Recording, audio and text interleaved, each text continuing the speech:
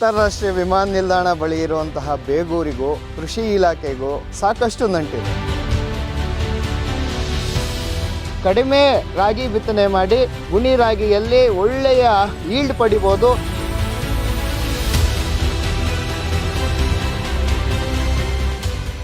ವಿಶೇಷವಾದಂಥ ಒಂದು ಪದ್ಧತಿ ಗುಣಿ ರಾಗಿ ಅಂತಬಿಟ್ಟು ಮಾಲೂರಲ್ಲಿ ವೆಂಕಟೇಶಪ್ಪ ಅಂತ ಒಬ್ಬರು ಮೊದಲು ಮಾಡಿದರು. 1 2 3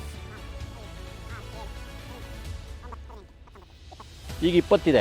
ಇಲ್ಲಿ ಎಲ್ಲ ನೋಡಿ ಒಳಗಡೆ, ಇಲ್ಲಿ ಕೆಳಗಡೆ ಇದೆಲ್ಲ, ಮತ್ತೆ ಕೆಳಗಡೆ ಬರ್ತಾ ಇದೆ. ಇದು ನಾನು ಕೌಂಟ್ ಮಾಡ್ಕೊಂಡಿಲ್ಲ ನೋಡಿ. ಇನ್ನೆಲ್ಲ ಇಂಟರ್ನಲ್ಲಿ ಇಲ್ಲೆಲ್ಲ ಬರ್ತಾ ಇದೆ.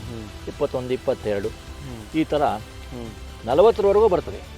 ನನ್ನ ಸಂಶೋಧನೆ ಏನಪ್ಪ ಅಂದರೆ ಇದರೊಳಗೆ ವೇಸ್ಟ್ ಡಿಕಂಪೋಸರ್ನಲ್ಲೇ ಬೆಳಿಬೇಕು, ಅದಕ್ಕೆ ಏನು ಗೊಬ್ಬರ ಕೊಡಬಾರ್ದು ಅಂತ ಹೇಳ್ಬಿಟ್ಟು ಮಾಡಿರೋದು. ನಮ್ಮ ರೈತರು ಅದನ್ನ ಒಪ್ಪಬೇಕು. ಇಲ್ಲ ಯಾಕೆ ಸುಮ್ಮನೆ ಚೆಲ್ಲೋದು, DAP ಯೂರಿಯಾ ಹಾಕಿ ಕೊಯ್ಕೊಂಬರೋದು, ಆ ಮಟ್ಟಕ್ಕಿದ್ರೆ ಇದಾಗಲ್ಲ. ಆದರೆ ಇದಕ್ಕೆ ಏನೂ ಬೇಕಾಗಿಲ್ಲ. ಒಂದು ಜೆಲ್ ಕೊಟ್ಟಿರ್ತಾರೆ, ಆ ಜೆಲ್ನ 200 ಲೀಟರ್ ನೀರಿಗೆ 2 kg ಬೆಲ್ಲಕ್ಕೆ ಹಾಕಿದ್ರೆ ದಿಸ್ ಇಸ್ ದ ರಿಸಲ್ಟ್. ಅಂತಾರಾಷ್ಟ್ರೀಯ ವಿಮಾನ ನಿಲ್ದಾಣ ಬಳಿ ಇರುವಂತಹ ಬೇಗೂರಿಗೂ ಕೃಷಿ ಇಲಾಖೆಗೂ ಸಾಕಷ್ಟು ನಂಟಿದೆ. ಇಲ್ಲಿ ಹುಟ್ಟಿ ಬೆಳೆದಂತಹ ಸುಮಾರು 6 ಜನ ಕೃಷಿ ಇಲಾಖೆಯಲ್ಲಿ ತಮ್ಮದೇ ಆದಂತಹ ಅತ್ಯುತ್ತಮವಾದ ಕೊಡುಗೆಗಳನ್ನು ನೀಡ್ತಾ ಇದ್ದಾರೆ. ಈ ಬೇಗೂರಿನ ಕೃಷಿ ಸಾಧಕರ ಪೈಕಿ ನಮ್ಮವರೇ ಆದಂತಹ ಒಬ್ಬರು ಡಾಕ್ಟರ್ ಮಂಜುನಾಥ್ ಅವರು. ಡಾಕ್ಟರ್ ಮಂಜುನಾಥ್ ಅವರು ವೆಟರ್ನರಿ ವಿದ್ಯಾಭ್ಯಾಸ ಮಾಡಿದ್ರು ಸಹಿತ ಗುಣಿ ರಾಗಿ ಪದ್ಧತಿಯಲ್ಲಿ ಅತ್ಯುತ್ತಮವಾದ ರಾಗಿಯನ್ನು ಬೆಳಿಬೋದು. ಕಡಿಮೆ ರಾಗಿ ಬಿತ್ತನೆ ಮಾಡಿ ಗುಣಿ ರಾಗಿಯಲ್ಲಿ ಒಳ್ಳೆಯ ಈಲ್ಡ್ ಪಡಿಬೋದು. ಆ ಸಂಶೋಧನೆಯನ್ನು ಮಾಡಲಿಕ್ಕೆ ನಮ್ಮ ಗುಣಿ ರಾಗಿ ಪದ್ಧತಿಯಲ್ಲಿ ಇವತ್ತು ಇಲ್ಲಿ ಮಾಡ್ತಾ ಇದ್ದಾರೆ. ನನ್ನ ಹೆಸರು ಡಾಕ್ಟರ್ ಮಂಜುನಾಥ್ ಅಂತ. ಬೇಸಿಕಲಿ ನಾನು ಪಶುವೈದ್ಯ ವೃತ್ತಿನಲ್ಲಿ ಉತ್ತೀರ್ಣ ಆಗಿದ್ದು. 84 to 89 ವೆಟರ್ನರಿ ಕಾಲೇಜ್ ಹೆಬ್ಬಾಳು ಬೆಂಗಳೂರಿಂದ ನಾನು ಡಾಕ್ಟ್ರಾಗಿ ಅಲ್ಲಿಂದ ಬಂದಿದ್ದು. ಆಮೇಲೆ ಸ್ವಲ್ಪ ವೃತ್ತಿ ಕಡೆ ಹೋಗದೇ ಇದ್ರೂ ವೃತ್ತಿಗೆ ಸಂಬಂಧಪಟ್ಟ ಹಾಗೆ ನಾನು ಒಂದಷ್ಟು ಇಂಡಸ್ಟ್ರಿ ಮಾಡಿ SSI ಯೂನಿಟು ಮೆಡಿಸಿನ್ಸ್ ಎಲ್ಲ ಮ್ಯಾನುಫ್ಯಾಕ್ಚರಿಂಗ್ ಮಾಡಿ ಒಂದು 18 years ಮಾಡಿದ್ದೆ.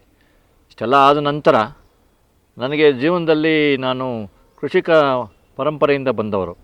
ಇದು ನಮ್ಮ ಹುಟ್ಟೂರು ಬೇಗೂರು ಅಂತ ಹೇಳಿ ಏರ್ಪೋರ್ಟ್, ಇಂಟರ್ನ್ಯಾಷನಲ್ ಏರ್ಪೋರ್ಟ್ ಪಕ್ಕದಲ್ಲೇ ಇದೆ. ಈಗ ಮುಂಚೆ ಒಂದು ಭಾಳ ಕುಗ್ರಾಮ ಇದು. ನಮ್ಮ ತಾಯಿಯವರ ತವರು ಮನೆ. ಸೊ ಇಲ್ಲಿ ನಾನು ಚಿಕ್ಕ ಮಗುವಿಂದ ಬೆಳೆದಿದ್ದರಿಂದ ನಮಗೆ ಇಲ್ಲಿ ರಕ್ತಗತವಾಗಿ ವ್ಯವಸಾಯ ಅನ್ನೋದೊಂದು ಗೀಳು ಹಂಗೆ ಬಂದಿತ್ತು. ಆದ್ರೂ ಆ ಒಂದು ಪಾರಂಪರಿಕ ಒಂದು ಕೃಷಿ ರೈತರನ್ನ ತುಂಬ ನಿಗೂಢವಾದಂಥ ಒಂದು ವಾತಾವರಣಕ್ಕೆ ತೊಗೊಂಡೋಗ್ತಾ ಇದೆ. ಸೂಯಿಸೈಡ್ಸ್ ಮಾಡ್ಕೊತಾ ಇದ್ದಾರೆ. ಅದೆಲ್ಲ ನೋಡಿ ಭಾಳಷ್ಟು ಚಿಂತೆ ಮೊದಲಿಂದನೂ ನನಗಿತ್ತು. ಆದರೂ ನಾವು ನಮ್ಮ ಅನಿಸಿಕೆಗಳನ್ನ ನಾವೇ ಪ್ರಯೋಗ ಮಾಡಬೇಕು. ಏನಾದರೂ ರೈತರಿಗೆ ಉಪಯುಕ್ತವಾಗಂಥದ್ದು, ಕಡಿಮೆ ಖರ್ಚು, 10 ರೂಪಾಯಿ ಹಾಕಿ 100 ರೂಪಾಯಿ ತೆಗೆಯುವಂಥದ್ದು, ಅಥವಾ 10 ರೂಪಾಯಿ ಹಾಕಿ 1000 ರೂಪಾಯಿ ತೆಗೆಯುವಂಥ ಒಂದು ವಾತಾವರಣ ಸೃಷ್ಟಿ ಮಾಡ್ಬೋದು ಅಂತ ಹೇಳ್ಬಿಟ್ಟು ಸಾಕಷ್ಟು ಜನ ಪ್ರಯೋಗಗಳು ಮಾಡಿದ್ದಾರೆ. ಇದರೊಳಗೆ ರಾಗಿ ಒಂದು ಸಾಮಾನ್ಯವಾದಂಥ ಒಂದು ಬೆಳೆ, ಎಲ್ಲರೂ ಬೆಳೆಯುವಂಥ ಬೆಳೆ. ಆದರೆ ನನ್ನ ಪ್ರಕಾರ ರಾಗಿಗೆ ಒಂದು ವಿಶೇಷವಾದಂಥ ಒಂದು ಪದ್ಧತಿ ಗುಣಿ ರಾಗಿ ಅಂತಬಿಟ್ಟು ಅದು ಮಾಲೂರಲ್ಲಿ ವೆಂಕಟೇಶಪ್ಪ ಅಂತ ಒಬ್ಬರು ಮೊದಲು ಮಾಡಿದರು. ಇದೇನು ಹೊಸ ಪದ್ಧತಿ ಅಲ್ಲ, ಭಾಳ ಹಳೆ ಪದ್ಧತಿ. ಆದರೆ ಇದರಲ್ಲಿ ರಾಗಿನ ನಾವು ಹೇಗೆ ತೊಗೊಂಡೋಗ್ತೀವಿ, ಒಂದೊಂದು ಎಕರೆಗೆ 20 kg 30 kg ಚೆಲ್ಲಿ ಅದಕ್ಕೆ ಗುಂಟೆ ಹೊಡೆದು ಅದನ್ನ ಥಿನ್ನಿಂಗ್ ಅಂತೀವಿ, ಆ ರೀತಿಯಾಗಿ ತೆಳು ಮಾಡ್ತಾಯಿದ್ರು. ನಾನು ಯೋಚನೆ ಮಾಡ್ತಾಯಿದ್ದೆ, ಇಷ್ಟೊಂದು 20 kg 30 kg ಚೆಲ್ಲಿ ಅದನ್ನು ಮತ್ತೆ ಗುಂಟೆ ಹೊಡೆದು ಲೇಬರು, ಶ್ರಮ ಎಲ್ಲ ವೇಸ್ಟು. ಹಾಗಾಗಿ ಇದಕ್ಕೇನಾದರೂ ಒಂದು ಮೆಥಡ್ ಅಂತ ನಾನು ಹುಡುಕ್ತಾ ಇದ್ದಾಗ ಮಾಲೂರಲ್ಲಿ ವೆಂಕಟೇಶಪ್ಪ ಅಂತ ಒಬ್ಬರು ಅದನ್ನು ಒಂದು ಪ್ರಯೋಗ ಮಾಡಿದ್ದು. ಸಹಜ ಸಮೃದ್ಧ ಅಂತ ಒಂದು ಪತ್ರಿಕೆ ಬರ್ತಾಯಿತ್ತು, ಅದರೊಳಗೆ ಈ ಬಗ್ಗೆ ಮೆನ್ಷನ್ ಮಾಡಿದರು. ನಾನು ಮಾಲೂರಿಗೆ ಹೋಗ್ಬಿಟ್ಟು ಅಲ್ಲಿ ನೋಡ್ಕೊಂಡು ಬಂದೆ. ಅವ್ರನ್ನ ಮಾತಾಡಿಸಿ ಭಾಳಷ್ಟು ಸೊಗಸಾಗಿ ಬಂದಿತ್ತು. ಅದು ಮಳೆ ನೀರಿಗೇ ಮಾಡಿದ್ರು ಅವರು. ಮಳೆ ನೀರಿಗೆ ಮಾಡಿ 1 ಎಕರೆಗೆ 55 ಕ್ವಿಂಟಾಲ್ ಬೆಳೆದಿದ್ರು ಅವರು. ನನಗೆ ಅದು ಅಸಾಧ್ಯ ಅಂತ ನನಗೆ ಅನ್ನಿಸ್ತು. ಅವ್ರು ಹೇಳ್ತಾ ಇರೋದೇನು ಸುಳ್ಳು ಹೇಳ್ತಾ ಇದ್ದಾರಾ, ನಿಜ ಹೇಳ್ತಾ ಇದ್ದೀನಿ. ಆಮೇಲೆ ಒಂದೊಂದು ಗುಮ್ಮೆನ ನೋಡಿಸಿದ್ರು ಕರ್ಕೊಂಡೋಗಿ. ಒಂದೊಂದು ಗುಮ್ಮೆಯಲ್ಲಿ ಇಷ್ಟು ಟಿಲ್ಲರ್ಸ್ ಬಂದಿದೆ, ಇಷ್ಟು ಟಿಲ್ಲರ್ಸಲ್ಲಿ ಇಷ್ಟು ತೆನೆ ಬಂದಿದೆ, ಹಾಗಂತ ಅಂದ್ಬಿಟ್ಟು ಆವಾಗಿಂದ ಒಂದು ಪ್ರಯೋಗ ಮಾಡಿದೆ ನಾನು. ಮುಂಚೆ ಅಲ್ಲಿಂದ ಬಂದು ಮಾಡಿದಾಗ ಆ ತಳಿಗೆ ಸ್ಪೆಷಲ್ಲಾಗಿ ಬೆಂಕಿ ರೋಗ ಅಂತ ಬಂದ್ಬಿಡ್ತು. ಫುಲ್ಲು ಸರ್ವನಾಶ ಆಯ್ತದು, ಏನೂ ಬೆಳೀಲೇ ಇಲ್ಲ. ಅದರೊಳಗೆ 2 ಕ್ವಿಂಟಾಲ್ ಬಂತು. ಆದ್ರೂ ಈ ಪದ್ಧತಿ ಬಗ್ಗೆ ತಿರ್ಗಾ ನನಗೆ ಅದರದ್ದು ಇನ್ನೊಂದೇನೋ ಸಂಶೋಧನೆ ಮಾಡಬೇಕು ಅಂತ ಒಂದು ಮನಸ್ಥಿತಿ ಹಂಗೆ ಇತ್ತು. ಈ ವರ್ಷ ಹಾಕಿದೆ.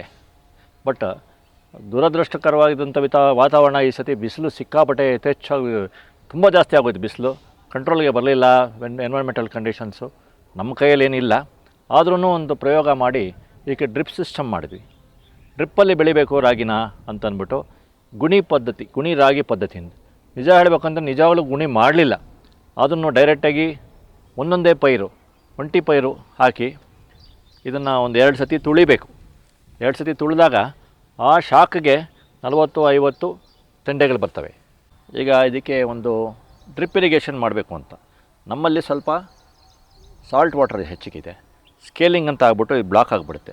ಅದಕ್ಕೋಸ್ಕರ ನಿಪ್ಪಲ್ ಮೆಥಡ್ ಅಂತ ಮಾಡಿದ್ವಿ. ನೋಡಿ ಈ ಥರ ನಿಪ್ಪಲ್ ಹಾಕಿ ಮಾಡಿದರೆ ಫ್ಲೋ ಚೆನ್ನಾಗಿ ಬರುತ್ತೆ. ಆವಾಗ ಬ್ಲಾಕ್ ಆಗೋದಿಲ್ಲ. ಯಾವುದೋ ಆದ್ರೂ ಒಂದೊಂದು ಯಾವುದೊಂದು ಆಗ್ಬೋದು ಅಷ್ಟೇ. ಸಾಮಾನ್ಯವಾಗಿ ಇದು ಬ್ಲಾಕ್ ಆಗೋದಿಲ್ಲ. ನೀರು ಚೆನ್ನಾಗಿ ಬರುತ್ತೆ. ಬಟ್ ತುಂಬ ನೀರು ಸಿಗುತ್ತೆ ಗಿಡಕ್ಕೆ. ನೋಡಿ ಈ ಗಿಡ ಒಂದೇ ಪೈರು ಹಾಕಿರೋದು ನೀವು ನೋಡ್ಬೋದು. ಇಲ್ಲಿ ಕೆಲವೆಲ್ಲ ಇನ್ನೂ ತೆನೆ ಬಂದಿಲ್ಲ, ಕೆಲವು ಬಂದಿದೆ ಅಷ್ಟೇ. ನೋಡಿ ಇದೆಲ್ಲ ಇನ್ನು ಎಮರ್ಜಿಂಗ್ ಈಗ ಅಂತ ಹೇಳ್ತೀವಿ. ಇನ್ನು ಕೆಲವೆಲ್ಲ ಆಗೋದಿದೆ. ನೋಡಿ ಇವೆಲ್ಲ ಇನ್ನು ಹೀಗಾಗ್ತಾಯಿದೆ. ಸೊ ಹೀಗಾಗಿ ಒಂದು ಪೈರಿಂದ ಸಾಮಾನ್ಯವಾಗಿ 30-40 ತೆನೆಗಳು ಬರ್ತವೆ. ಸಾಮಾನ್ಯವಾಗಿ ರಾಗಿಯಲ್ಲಿ ಎಷ್ಟು ತೆನೆ ಬರುತ್ತೆ ಸರ್? ಬ್ರಾಡ್ಕಾಸ್ಟಿಂಗ್ ಮೆಥಡ್ ಅಂತ ಹೇಳ್ತೀವಿ. ಬ್ರಾಡ್ಕಾಸ್ಟಿಂಗ್ ಮೆಥಡ್ ಅಂತಂದರೆ ಸುಮ್ಮನೆ ಚೆಲ್ಲೋದು. ಅದರೊಳಗೆ 3-4 ತೆನೆ ಒಂದು ಪೈರಿಗೆ ಮಂತ್ರ ಪಕ್ಕ ಹಾಕಿರ್ತಾರೆ. ಇಲ್ಲಿ ಒಂದು ಪೈರಿಂದ ಇನ್ನೊಂದು ಪೈರಿಗೆ 2 ಅಡಿ ಹಾಕಿರ್ತೀವಿ. 2x2 ಅಂದರೆ ಈ ಪೈರಿಂದ ಈ ಪೈರಿಗೆ ಅಗಲನೂ 2 ಮತ್ತು ಉದ್ದನೂ 2 ಈ ಥರ ಮಾಡಿ 2x2. ಆಗ ಸಣ್ಣದೊಂದು ಪೈರು ಇರ್ತದೆ. ನಿಮಗೆ ನೆಕ್ಸ್ಟ್ ಹೋಗೋಕ್ಕೆ ಆಗಲ್ಲ ಒಳಗಡೆ. ಇದು ಒಂದು ಪೈರು ಈಗ ಇಷ್ಟು ಬಂದಿರೋದಾ? ಒಂದು ಪೈರು ಇದನ್ನ ಏನು ಮಾಡ್ತೀವಿ ಅಂದರೆ ಈ ಥರ ತುಳಿಬೇಕು. ನೋಡಿ ಇದೇ ಪೈರು ಅಂತ ಅಂದ್ಕೊಳ್ಳಿ ಎಕ್ಸಾಂಪಲ್ಲು. ಹಿಂಗೊಂದ್ಸತಿ ತುಳಿತೀವಿ. 25 ಡೇಸ್ ಆದಮೇಲೆ ಹಿಂಗೊಂದ್ಸತಿ ತುಳಿತೀವಿ. ಮತ್ತೆ ಹಿಂಗೊಂದ್ಸತಿ ತುಳಿತೀವಿ 2 ದಿವಸ ಬಿಟ್ಟು. ಅವಾಗ ಏನಾಗ್ತದೆ, ಇಲ್ಲಿ ಡ್ಯಾಮೇಜ್ ಆಗ್ತದೆ. ಇಲ್ಲಿ ಆ ಶಾಕ್ಗೆ ಟಿಲ್ಲರಿಂಗ್ ಅಂತ ಸ್ಟಾರ್ಟ್ ಆಗುತ್ತೆ.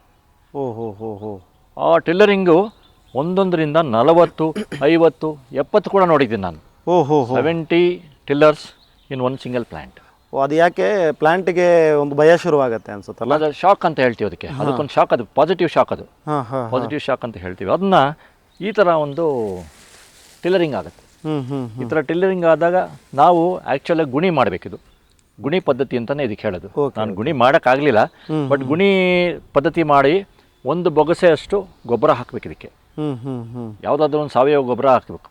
ನಮ್ಮಲ್ಲಿ ಯಾವುದೇ ರೀತಿಯಾಗಿ ಕೆಮಿಕಲ್ ಫರ್ಟಿಲೈಸರ್ಸ್ ಆಗಲಿ, ಈವನ್ ಫಾರ್ಮ್ ಯಾರ್ಡ್ ಮೆನ್ಯೂರ್ ಕೂಡ ಹಾಕಿಲ್ಲ ಇದಕ್ಕೆ. ಅದನ್ನು ಹಾಗೆ ಬಂದಿರೋದು. ಇದೇನು ಬಂದಿದೆ ನ್ಯಾಚುರಲ್ ಆಗಿ ಬಂದಿದೆ. ಸೊ ಈ ಗುಣಿ ಮಾಡಿದ್ರೆ ಹೇಗೆ ಬರುತ್ತೆ, ಮಾಡದೇ ಇದ್ರೆ ಹೇಗೆ ಬರುತ್ತೆ ಅನ್ನೋದು ಕಂಟ್ರೋಲ್ ಮೆಥಡ್ ಮಾಡಿದ್ದೀವಿ.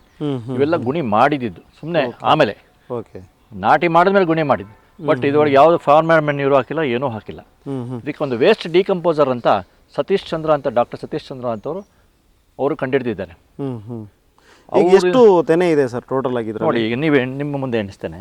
1, 2, 3, 4, 5, 6, 7, 8, 9, 10, 11, 12, 13, 14, 15, 16, 17, 18, 19, 20.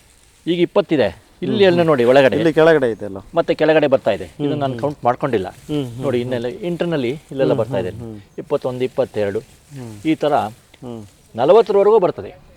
ಕರೆಕ್ಟಾಗಿ ನಾವು ಅದನ್ನು ಬೆಂಡಿಂಗ್ ಮಾಡಿ ತುಳಿದು ಗೊಬ್ಬರ ಕೊಟ್ಟಿದ್ದ ಪಕ್ಷದಲ್ಲಿ ನೀರು ಅಷ್ಟೇ, ಏನು ಜಾಸ್ತಿ ಏನು ನೀರು ಕೇಳಲ್ಲ ಇದು. ನೋಡಿ ಇದು ಕೂಡ ಅಷ್ಟೇ, ಆಲ್ಮೋಸ್ಟ್ ಆ್ಯಾವ್ರೇಜಾಗಿ ಒಂದು 30 ತೆನೆ ಬರ್ತಾ ಇದೆ. ನೋಡಿ ಇದ್ರೊಳಗೂ ಅಷ್ಟೇ. ಹೀಗೆ ನಡೆಯೋಕ್ಕೆ ಒಳಗಡೆ ಜಾಗ ಇರಲ್ಲ ಆ್ಯಕ್ಚುಲಾಗಿ, ಅಷ್ಟು ಕ್ಲೋಸ್ ಆಗ್ತದೆ ಎಲ್ಲ. ಇದು ಈಗ ಕೊಯ್ಲೆಲ್ಲ ಮಾಡೋದಾದ್ರೆ ಹೇಗೆ? ಕೊಯ್ಲು ತೆನೆ ಎತ್ತೀವಿ ನಾವು. ತೆನೆ ಮಾತ್ರ ತೆಗಿತೀರಾ? ತೆನೆ ತೆಗಿತೀವಿ. ಅವಾಗ ಏನಂತಂದ್ರೆ ಅದಕ್ಕೆ ಕಂಟಾಮಿನೇಷನ್ ಆಗಲ್ಲ. ಅಂದ್ರೆ ಮಣ್ಣು ಧೂಳು ಎಲ್ಲ ಸೇರಲ್ಲ. ತಗೊಂಡಾಗ ಇದು ಕ್ವಾಲಿಟಿ ತುಂಬ ಚೆನ್ನಾಗಿರ್ತದೆ ಹಾಗೆ. ಸೊ ಈ ಪದ್ಧತಿನಲ್ಲಿ ನಮಗೆ 1 ಎಕರೆಗೆ ಕೇವಲ 40 ಗ್ರಾಮ್ ಸಾಕು. ಇದು ಅತಿಶಯ ಅಲ್ಲ, 40ರಿಂದ 50 ಗ್ರಾಮ್ ಅಂತ ಇಟ್ಕೊಳ್ಳಿ. ಆದರೆ ನಾನೇನು ಮಾಡಿದೆ ಅಂತಂದರೆ, ಆ ರಾಗಿ ತೊಗೊಂಡು ನಾನು ಅದನ್ನು ಆರಿಸಿದ್ದೀನಿ. ಅದಕ್ಕೆ ಫಿನೋಟೈಪಿಕ್ ಸೆಲೆಕ್ಷನ್ ಅಂತ ಹೇಳ್ತೀವಿ. ಫಿಸಿಕಲ್ಲಾಗಿ ಯಾವ್ದು ಚೆನ್ನಾಗಿ ಕಾಣುತ್ತೆ ಆ ರಾಗಿ ತೊಗೊಂಡು, ದಪ್ಪ ರಾಗಿ ಪ್ರೋ ಟ್ರೇ ಅಂತ ಹೇಳ್ತೀವಿ, ಟ್ರೇಗಳಲ್ಲಿ ಬಿಟ್ಕೋಬೇಕು. ಟ್ರೇನಲ್ಲಿ ಬಿಟ್ಕೊಂಡು ನಾವು ಅವಾಗ ಏನಾಗ್ತದೆ, ಇಂಡಿವಿಜುವಲ್ ಪೈರು ಹೆಲ್ತಿಯಾಗಿ ಬರುತ್ತೆ. ಮಾಮೂಲಾಗಿ ಬ್ರಾಡ್ಕಾಸ್ಟ್ ಮಾಡಿ ಅದನ್ನ ಟ್ರಾನ್ಸ್ಪ್ಲಾಂಟ್ ಮಾಡ್ತೀವಿ, ಅವಾಗ ಏನಾಗುತ್ತೆ ಅಂದರೆ ರೂಟ್ ಹೇರ್ಸ್ ಡ್ಯಾಮೇಜ್ ಆಗುತ್ತೆ. ಓಕೆ. ರೂಟ್ ಹೇರ್ಸ್ ಡ್ಯಾಮೇಜ್ ಆದಾಗ plant health will not be that good. ಅಂದರೆ ಅದು ಬರುತ್ತೆ ರಾಗಿಯನ್ನು ಪರವಾಗಿಲ್ಲ ಹೆಂಗೆ ಹಾಕಿದ್ರೂ ಬರುತ್ತೆ, ಆದ್ರೂ ಆ ರೂಟ್ ಹೇರ್ಸ್ ಡ್ಯಾಮೇಜ್ ಆಗಿಬಿಟ್ರೆ ಮೈಕ್ರೋಸ್ಕೋಪಿಕ್ ಆಗಿರುತ್ತೆ ಕೆಲವೆಲ್ಲ. ಅದು ಡ್ಯಾಮೇಜ್ ಆದಂದರೆ ನಮಗೆ establishment of the plant will be delayed. ಹಾಗಾಗ್ಬಿಟ್ಟು ಇದು ಹಂಗೆ ಹಾಗಾಗಿ ಇಡ್ತೀವಿ ನಾವು, ಒಂದೊಂದೇ ಉಂಡೆನೇ ಇಡ್ತೀವಿ. ಆವಾಗ ರೂಟ್ಸ್ ಎಲ್ಲ 100% ಸರ್ವೈವಲಬಿಲಿಟಿ ಚೆನ್ನಾಗಾಗುತ್ತೆ ಪ್ಲ್ಯಾಂಟ್.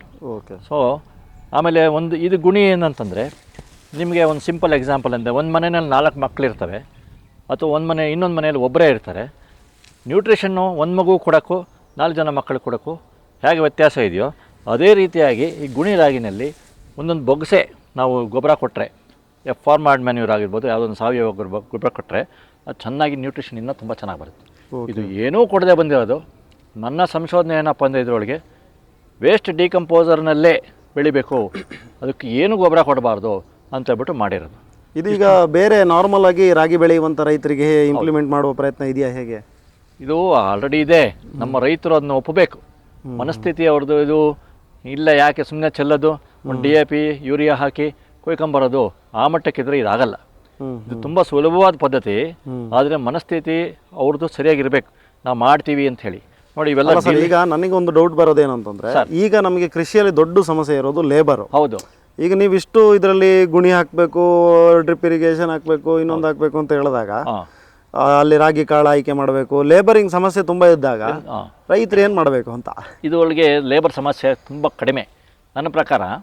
ಯಾಕಂದರೆ ಡ್ರಿಪ್ ಹಾಕೋದು ಬಿಡಿ, ದಟ್ ಈಸ್ ಯೂಶುವಲ್. ಒಂದು ಸತಿ ಹಾಕಿದ್ರೆ ನಂತರ ಅದು ಡ್ರಿಪ್ ಇರ್ತದೆ, ಅದು ಇನ್ವೆಸ್ಟ್ಮೆಂಟ್, ಅದ್ರದ್ದು ಬೇಕೇ ಬೇಕು.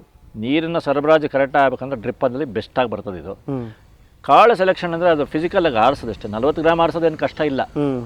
ಒಳ್ಳೆ ರಾಗಿ ತಗೊಂಡಾಗ ಹೆಲ್ತಿಯಾಗಿರ್ತಕ್ಕಂಥದ್ದು, ಫಿಸಿಕಲಿ ಹೆಲ್ತಿ ಕಾಣೋಂಥ ರಾಗಿ ಹಾಕಿದಾಗ ಜರ್ಮಿನೇಷನ್ ಪರ್ಸೆಂಟೇಜ್ ಚೆನ್ನಾಗಿ ಬರ್ತದೆ. ಆಮೇಲೆ ಸರ್ವೈವಬಿಲಿಟಿ ಚೆನ್ನಾಗಿರ್ತದೆ. ಅದು ಫಿನೋಟೈಪಿಕ್ ಸೆಲೆಕ್ಷನ್ ಅಂತ ಹೇಳ್ತೀವಿ. ನೆಕ್ಸ್ಟ್ ಏನು ಮಾಡ್ತೀವಿ, ಇದರೊಳಗೆ ಯಾವುದು ಅತಿ ಹೆಚ್ಚು ತೆನೆ ಬರ್ತದೆ ಆ ಗಿಡ ಸೆಲೆಕ್ಟ್ ಮಾಡ್ಕೊತೀವಿ. That is called genotypic selection. ಅಂದರೆ ಜೆನೆಟಿಕ್ ಆಗಿ ತುಂಬ ಹೆಲ್ತಿಯಾಗಿರೋಂಥದ್ದು, ಒಳ್ಳೆ ತೆನೆ ಬಂದಿರತಕ್ಕದ್ದು, ಜಾಸ್ತಿ ತೆನೆ ಬಂದಿರತಕ್ಕಂಥದ್ದನ್ನ ಸೆಲೆಕ್ಟ್ ಮಾಡ್ಕೊತೀವಿ. ಅದನ್ನು ಸೆಲೆಕ್ಟ್ ಮಾಡಿಕೊಂಡು ಆ ತಳಿನ ನಾವು ಬೆಳೆಸ್ಕೊತೀವಿ.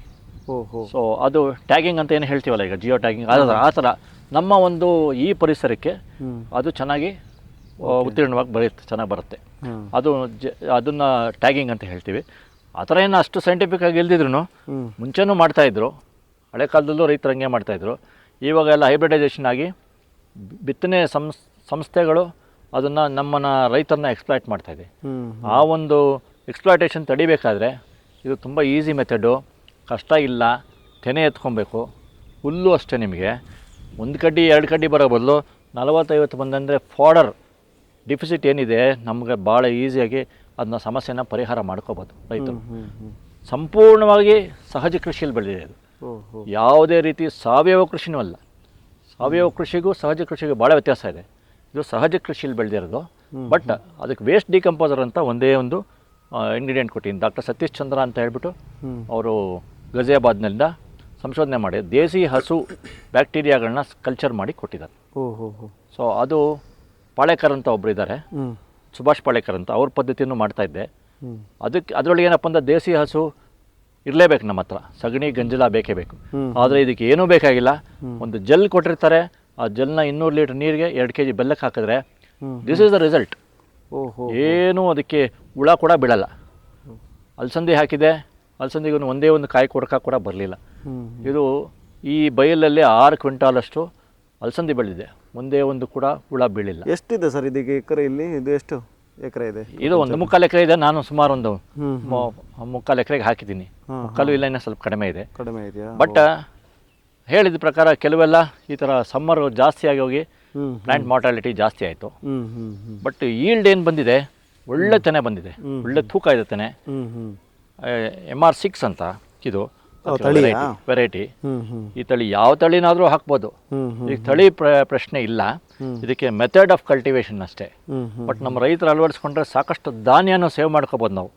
ಕೆಲವರು 20 kg 30 kg ಚೆಲ್ತಾರೆ, ಅಷ್ಟು ಬೇಕಿಲ್ಲ. 40 ಗ್ರಾಮು ಅಥವಾ 50 ಗ್ರಾಮೇ ಇಟ್ಕೊಂಡ್ರೂ ಕೂಡ ಒಂದು ಎಕರೆಗೆ ಎಷ್ಟು ಸೇವ್ ಆಗ್ಬೋದು ನಮಗೆ ಗ್ರೈನ್ಸು. ದೇಶಾದ್ಯಂತ ನಾವು ಅದನ್ನ ಕ್ಯಾಲ್ಕುಲೇಟ್ ಮಾಡಿದಾಗ ಸಾಕಷ್ಟು ಧಾನ್ಯನೂ ಸೇವ್ ಆಗುತ್ತೆ, ಶ್ರಮನೂ ಕಡಿಮೆ. ಒಂದು ಸತಿ ಹಾಕ್ಬಿಟ್ರೆ ವೀಡಿಂಗ್ ಒಂದು ನೋಡ್ಕೋಬೇಕಷ್ಟೇ ನಾವು. ಗ್ಯಾಪ್ ಜಾಸ್ತಿ ಕೊಟ್ಟಿರೋದ್ರಿಂದ ಸ್ವಲ್ಪ ವೀಡಿಂಗ್ ನಾವು ಮಾಡ್ಕೋಬೇಕು. ಅದು ಬೇಕಾದಷ್ಟು ಮೆಥಡ್ಸ್ ಬಂದಿದೆ. ನಾವು ಯಾವುದೇ ಕಳೆನಾಶಕಗಳು ಬಳಸಲ್ಲ ಇಲ್ಲಿ. ಹಾಗಾಗಿ ಇದ್ರದ್ದು quality of ragi will be excellent. ನೋಡಿ, ಎಲ್ಲೂ ರಾಗಿನಲ್ಲಿ ಒಂದೇ ಒಂದು ಗರಿ ಒಣಗಿಲ್ಲ, ರೋಗ ಬಂದಿಲ್ಲ, ಏನೂ ಬಂದಿಲ್ಲ. ಆ waste decomposer is wonderful invention. ಈಗ ಯಾರಾದರೂ ನಮ್ಮ ವಿಡಿಯೋ ನೋಡಿ ಒಂದು ಪ್ರಯೋಗ ಮಾಡೋಣ ಅಂತ ಇದ್ರೆ, ಹೌದು, ಹೆಂಗೆ ಮಾಡೋದು ಸ್ಟಾರ್ಟಿಂಗು, ಹೆಂಗೆ ಅದನ್ನು ಬೀಜ ಹಾಕೋದು, ಅದನ್ನು ತೋರಿಸ್ಬೋದಾ? ಖಂಡಿತ ತೋರಿಸ್ತೀನಿ. ಬನ್ನಿ ಸರ್, ತೋರಿಸಿ. ಎಸ್.